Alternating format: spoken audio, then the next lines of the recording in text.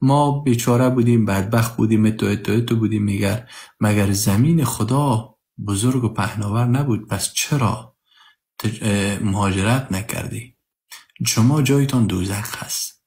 و در حدیث سنن ابو داود 2645 پیغمبر اسلام میگه مگه من بری هستم، نفرت دارم، بیزار هستم از مسلمان هایی که در بین مشرکین زندگی میکنن. یعنی پیغمبر شما را خود نمیداند. پیغمبر ما در بین مشرکین زندگی کرده بود. آفرین. در وقتش بخلگی میزنن اینا مشکل در وقت زندگی کرده بود. درست.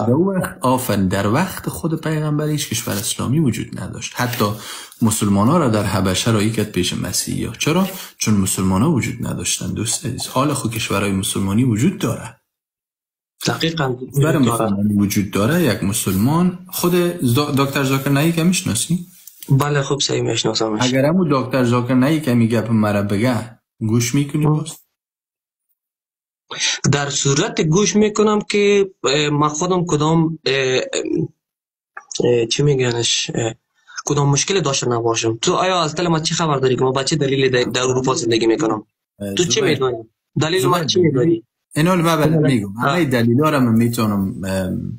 تو نمیتونی که گوش کن. همه دلیلا را میتونیم حدس بزنیم. یا جانت در خطر است که خودت گفتی در طالبان در خطر نیست، پس این مقوله از بین رفت. حالت مالی شما میشه از نگاه مالی. خب ولی یک کس میتونه مشکل مالی داشته باشه.